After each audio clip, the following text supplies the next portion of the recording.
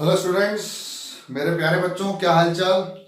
तो पिछले लेक्चर में मैं आपको छोड़ के गया था क्वेश्चन नंबर 1 और question number 2, exercise 3.2, class 8, understanding quadrilateral, chapter number 3।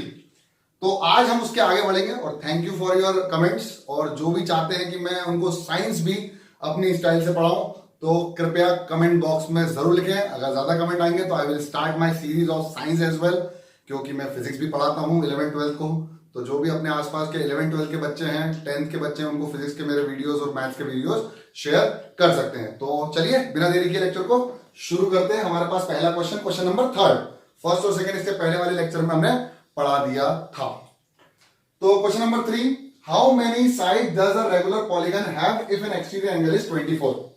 अब कुछ बच्चे ऐसे होंगे जो डायरेक्ट इसी वीडियो पे आए होंगे, तो पिछले वाले वीडियो के बारे में कुछ बता देता हूं मैं आपको कि किसी भी पॉलीगन की बात कर लो, किसी भी पॉलीगन की बात कर लो, एक्सटीरियर एंगल्स का सम, किसी भी पॉलीगन की बात कर लो, एक्सटीरियर एंगल का sum, the sum of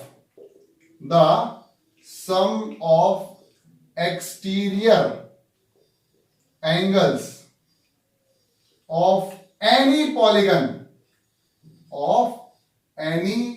polygon is equal to 360 degree. कितना होता है? 360 डिग्री। और मेजरमेंट ऑफ वन एंगल का फॉर्मूला क्या बताया था पिछली क्लास में? Measurement of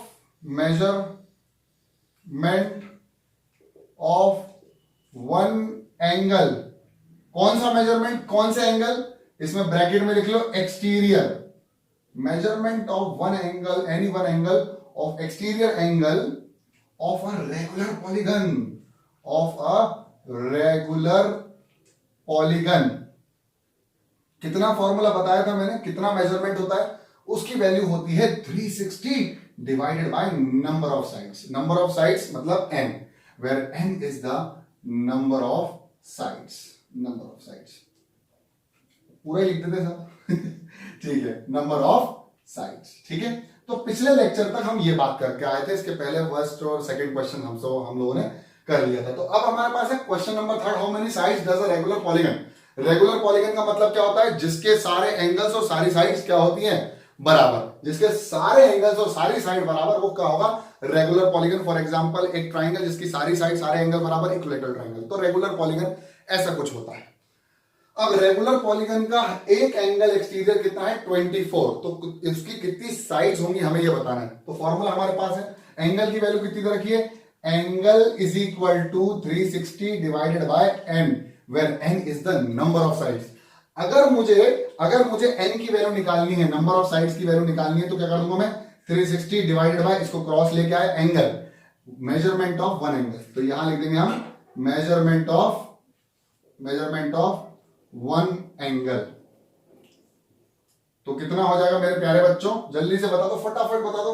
n is equal to 360 divided by measurement of exterior angle कितना दिया है?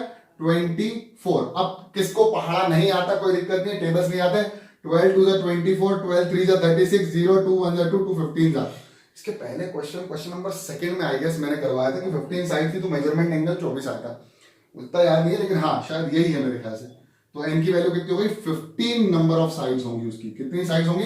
15। अच्छा, मोटे तौर पे एक बात बिल्कुल आपको ध्यान में रखनी, सबको ध्यान रखनी, ठीक है? क्या याद रखनी बताते। फॉर एग्जाम्पल ये हमारा एक ट्रायंगल। देखो यार, इस सीरीज में मेरी एक आदत है, मैं डायरेक्ट क्वेश्चन करवाने में बिलीव नहीं करता। मैं करवाता हूं उसका कंसेप्ट और फिर क्वेश्चंस करवाता हूं। जो आपको, मेरे ख्याल से जो बच्चे यहां सोल्यूशन के लिए सिर्फ आए हैं, कृपया मत रहो। केवल सीखने के लिए आए हो प्लस सोल्यूशन मिल जाएंगे, वो यहां पर बने रहो। और अगर पसंद आ रहा है तो लाइक जरूर करो।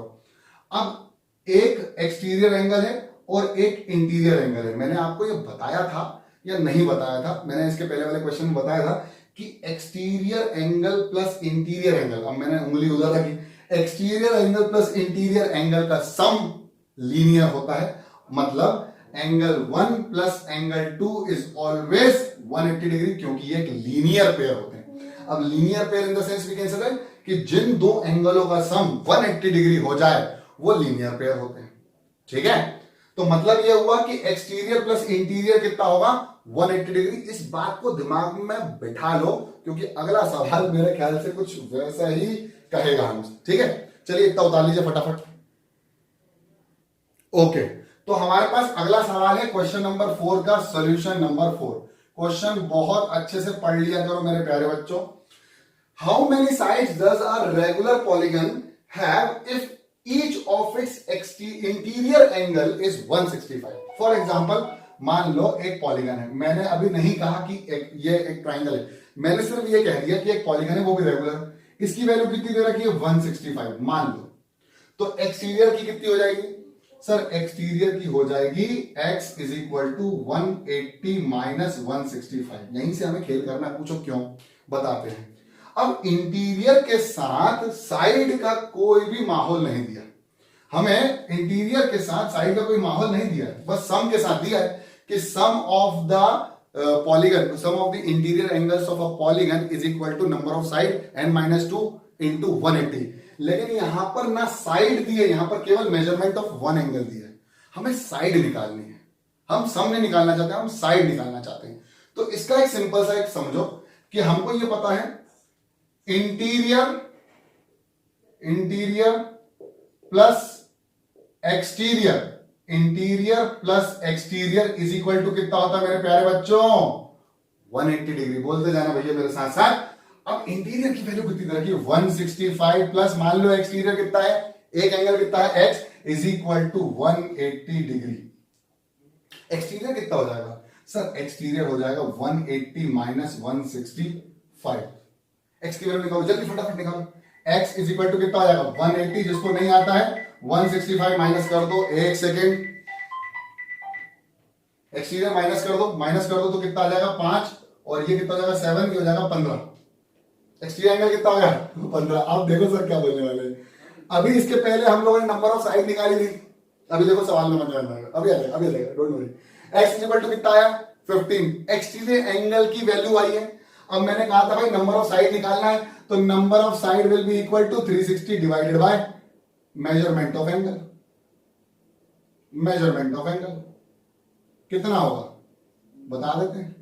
n is equal to 360, measurement of angle कितना दे रखा है 15, तो नंबर ऑफ साइड रहेगी कितना हो जाएगा 5 3 जा 15, 5 7 जा 35, 5 2 जा 10, 3 1 जा 3, 3 2 जा 6, 3 4 जा 24, 3 4 जा 12, n is equal to 24 number of sides. ये भी हम कर चुके हैं इसके पहले क्वेश्चन। आया समझ में? इंटीरियर के साथ एक्सटीरियर निकालो, और एक्सटीरियर का तो हमें मिल गया है, एक्सटीरियर की value divide 360 divided by number of side. तो साइड और एक्सटीरियर एंगल का हमारे पास रिलेशन है, हमारे पास इंटीरियर एंगल और साइड का रिलेशन नहीं है। हाँ सम का है, sum is equal to sum of interior angles is equal to n-2 into 180। बार बार दोहरा रहा हूं, ये फॉर्मूले जितने भी अपने दिमाग में रख लो, और ये वाले जो मैं कंसेप्ट बीच बीच में छोटे छोटे सिखाते जा रहा हूं, ये बिल्कुल अपने दिमाग में बिठा लो, क्योंकि ऐसे ही आप क्वेश्चनों में फंसते हैं। इसलिए तो नहीं बनते क्वेश्चन कि समझ में नहीं आता सॉल्व कैसे करें, कैसे रिलेशनशिप मेंटेन करें दो चीजों के बीच में, यानी इंटीरियर और एक्सटीरियर के बीच का रिलेशनशिप आपको पता होना चाहिए, दोनों कैसे होते हैं, लीनियर पेयर। एक बार और समझ लो बहुत अच्छे से, बिल्कुल क्लियर हो जाए। ये मान लो x है, ये मान लो y है, ये क्या है एक स्ट्रेट लाइन। एक स्ट्रेट लाइन का मतलब x plus y is equal to 180 degree, क्योंकि पूरी स्ट्रेट लाइन 180 डिग्री की होती है। In the sense we can say that इन दोनों का सम कितना होगा 180, और ये आजू बाजू है, इसीलिए इनको बोलते हैं लीनियर पेयर। आप कुछ बच्चे बोलेंगे सर सप्लीमेंट्री भी तो बोलते हैं। सप्लीमेंट्री जो दो कोई से भी एंगल उनका सम 180 हो उनको सप्लीमेंट्री बोलेंगे, कोई से भी दो एंगल जिनका सम 90 डिग्री हो उनको कॉम्प्लीमेंट्री बोलेंगे। लेकिन लीनियर पेयर तब आएगा जब आजू बाजू हो, दैट इज एडजेसेंट। जल्दी से उतार लो इसको फटाफट। ओके, आई होप आप लोगों ने लिख लिया होगा। हमारे पास है सवाल नंबर 5, बहुत बढ़िया खूबसूरत, एक नंबर, मजा आएगा sir. It is possible to have a regular polygon with the measurement of each exterior angle 22। अब मेरे पास डायरेक्ट नंबर ऑफ साइड यानी पॉलीगन का और एक्सटीरियर एंगल का रिलेशनशिप है। क्या है? Measurement of angle, each angle regular है क्योंकि measurement of angle is equal to 360 divided by number of side. अब हमारे पास नंबर ऑफ साइड दिए क्या? नहीं दी सर, तो नंबर ऑफ साइड निकाल लेते हैं। नंबर ऑफ साइड कितनी दे रखी है 360 divided by measurement of each angle. Measurement of each angle कितना दे रखा है 22। बहुत बढ़िया, तो नंबर ऑफ साइड निकल जाएगी। अब वो पूछ रहा है कंसेप्ट में कि क्या ये पॉसिबल है कि ऐसा हो जाएगा। हम करके देख लेते हैं। Sir 2 1 2 2 1 2 2 1 2 2 8 16 2 0 0 11 is not divisible bye 180, यानी 22 इज नॉट डिविजिबल बाय 360। अब सोच के देखो, अगर डिविजिबल ही नहीं होगी तो नंबर ऑफ साइड कैसे आएंगी 3.5 या 2.5 या 3:1 या 3 होल 1/2, ऐसा कुछ आएगा क्या? नहीं आएगा, कभी नहीं आ सकता। साइड में हमेशा कैसे फ्रैक्शन फॉर्म में नहीं आएंगे। जब फ्रैक्शन फॉर्म में नहीं आएंगे इसका मतलब ये पॉसिबल नहीं है, बिकॉज अब यहां लिखना पड़ेगा आपको, because 22 is not divisible, 22 is not divisible by 360, therefore it is not, मेरे प्यारे बच्चों, possible. It is not possible. एक बार और दोहरा लेता हूं, जो भी चाहता है कि पुलिस सर अपनी स्टाइल में साइंस भी स्टार्ट करे, साइंस की भी एक सीरीज स्टार्ट करे, तो प्लीज कमेंट बॉक्स में लिख दीजिएगा। और अगला क्वेश्चन इसी बात पे चालू कर देते हैं। 5th का ए, अब है 5th का बी। बहुत शानदार, मजा आ गया। Can it be an interior angle of a regular polygon? क्या 22 डिग्री एक इंटीरियर एंगल हो सकता है? चलो मान के चलते हैं कि इंटीरियर एंगल है। अभी मान के चलो ना, दिक्कत क्या है। मान लो 22 डिग्री का एक इंटीरियर एंगल है, तो इसका बाहर वाला कितना हो जाएगा? जल्दी बोलो, बाहर वाला कितना हो जाएगा? अरे 22 प्लस बाहर वाला इज इक्वल टू 180 डिग्री। तो बाहर वाला कितना हो जाएगा? 180 माइनस ऑफ 22। जल्दी से करके देख लो इसको। 180 माइनस 22 करके देख लिया करो। देखो, ऐसे दिमाग में करने से अच्छी बात है, दिमाग में कर रहे हो, तेज हो तुम्हारा दिमाग, लेकिन ऐसे एक बार क्रॉस चेक कर लिया करो। इसी को तो बोलते हैं चेकिंग करना अपने आप की, खुद की। 7 में से 2 जाएगा तो बचेगा 5 और ये आएगा 158। यानी एक्सटीरियर एंगल कितने का हो गया? सर क्या लिख रहे हो? एक्सटीरियर एंगल कितने का हो गया मेरे प्यारे बच्चों? जल्दी बताओ। 158 डिग्री का। आहा, अगर 158 डिग्री का एक एक्सटीरियर एंगल है तो नंबर ऑफ साइड कितनी हो जाएंगी? 360 डिवाइडेड बाय 158। अब जरा डिवाइड करके चेक करो। मेरे को तो नहीं लग रहा सर ये कंप्लीटली डिविजिबल है। इसका मतलब हमारी साइड्स वापस से फ्रैक्शन में आएंगी, वापस से ये कोई एक नेचुरल नंबर या होल नंबर नहीं होगा। In the sense we can say that it is not divisible by 360 since, यहां लिखोगे, since 158 is not divisible by 360, not divisible. यहां लिखना पड़ेगा आपको, ये रीजन लिखना पड़ेगा। 158 इज नॉट डिविजिबल बाय 360। ए सर बाय कहां लिख दिया रे? बाय कहां गए क्या आप? 158 is not divisible by 360. Therefore, हम आएगा therefore it is not possible for a polygon to have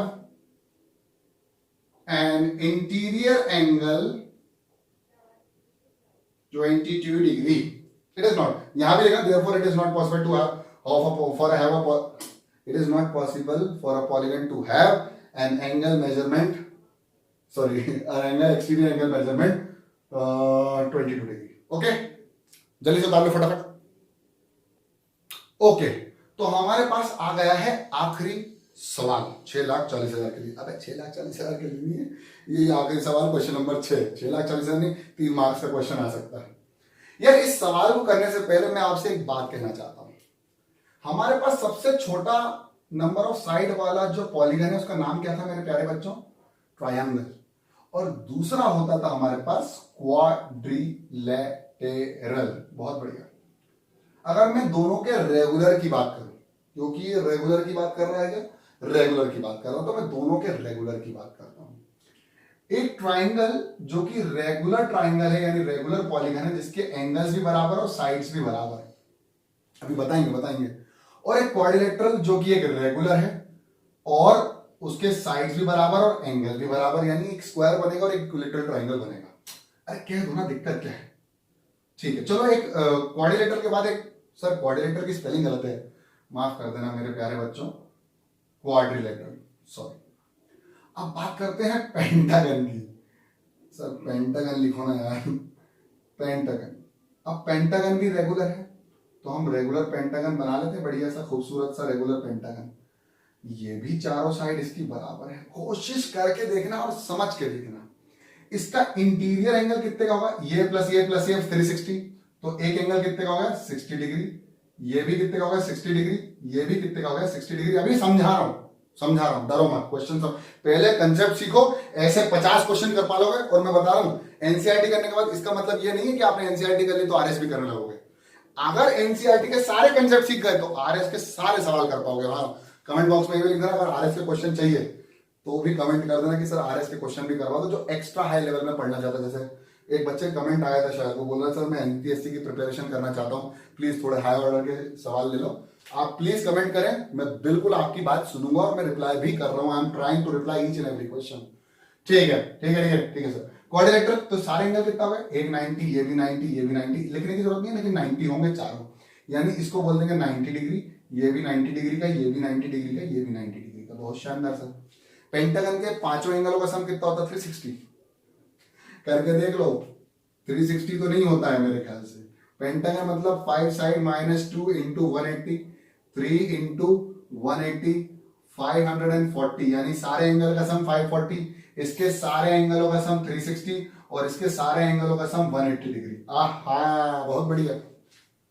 अब मैं कहना चाहता हूं कि इसका हर एंगल कितने का होगा सर, हर एंगल 108 का होगा। करके देख लो, हर एक एंगल 108 का होगा। 5 से डिवाइड कर दो नंबर ऑफ साइड से, तो 5 1 5, 5 1 5, 5 0 0, 5 8 40। बहुत शानदार, 108 का।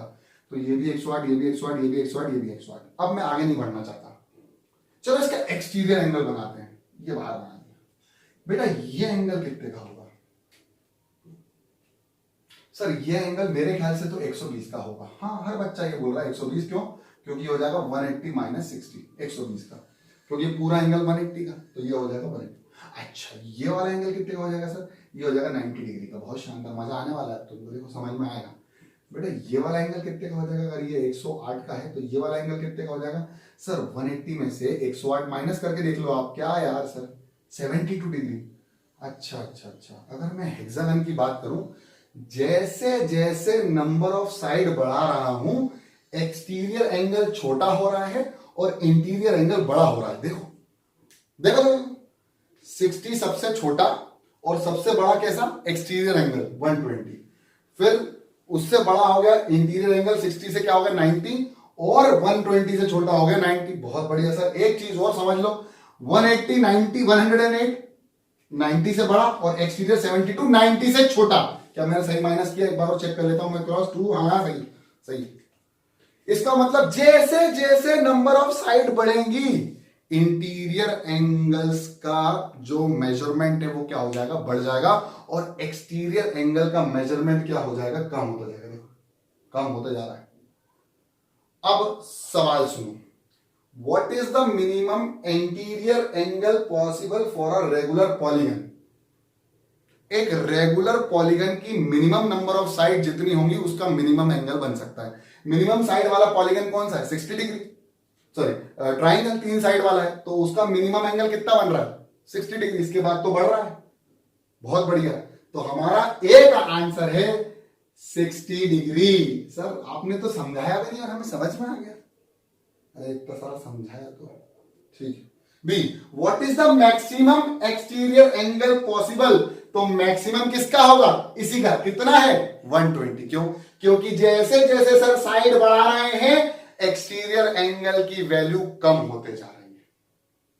तो मैक्सिमम कितना हो जाएगा सर, मैक्सिमम हो जाएगा 120 डिग्री ऑफ अ ट्रायंगल। क्यों? क्योंकि इंटीरियर प्लस एक्सटीरियर कितना होता है 180 डिग्री। अगर वो छोटा है तो एक्सटीरियर एंगल सबसे बड़ा होना चाहिए, तभी जाके उन दोनों का सम 180 कहलाएगा। तो इन दो एक्सरसाइज में आपने कुछ मोटे मोटे दो फॉर्मूले पढ़े, n-2 इंटू 180 डिग्री। डायगोनल का फॉर्मूला भी बताया था मैंने। ये क्या है, sum of interior angles, sum of interior, sir interior लिख दो, interior angles, sum of interior angles का है फॉर्मूला। फिर इसके बाद आया number of diagonals of a polygon, number of diagonals of polygon कितनी थी भैया, number of diagonals n into n-3/2, मेरे ख्याल से यही था। एक बार पुट करके देख लो, क्वाड्रिलेटरल 4, 4 माइनस 3 1, 4 1 जा 4, 4 डिवाइड बाय 2 आंसर। ठीक है। अच्छा, और measurement of exterior angle, measurement of exterior angle वो था 360 divided by number of sides, 360 divided by number of sides. So हम लोगों ने यहां पर वर्क किया है कुछ ऐसे फॉर्मूलों पे जो कि आपको दिमाग में रखने, इसलिए मैंने आपको दोबारा लिख दिए हैं। अंत आते आते एक्सरसाइज 3.2 का यहां खत्म करता हूं मैं 3.2। कोई डाउट हो तो प्लीज कमेंट बॉक्स में लिखें। कोई चीज समझ में नहीं आई हो, लेक्चर पसंद आया तो लाइक करो, नहीं पसंद आया तो डिसलाइक कर दो, कोई दिक्कत नहीं है, लेकिन देख के जरूर जाओ पूरा लेक्चर। और एक चीज और, अगले लेक्चर में हम पूरी फैमिली से मिलाएंगे आपको, मेरी नहीं, क्वाड्रिलेटरल की। ये पूरी क्वाड्रिलेटरल की जो फैमिली है, ये क्वाड्रिलेटरल का मेन खिलाड़ी है, क्वाड्रिलेटरल मेन खिलाड़ी, और इसकी पूरी फैमिली से मैं आपको मिलाने वाला हूं। तो अगले लेक्चर के लिए बिल्कुल रेडी हो जाओ। और हाँ, एक चीज और, बहुत अच्छे से समझ लेना, एक बार कोशिश कर लेना, नोट्स बनाते रहो, और कोई भी डाउट हो मुझसे डायरेक्ट कमेंट बॉक्स में लिख दीजिए। तब तक के लिए पढ़ते रहो, बढ़ते रहो और देखते रहो पुनीत सर की पाठशाला। जय हिंद।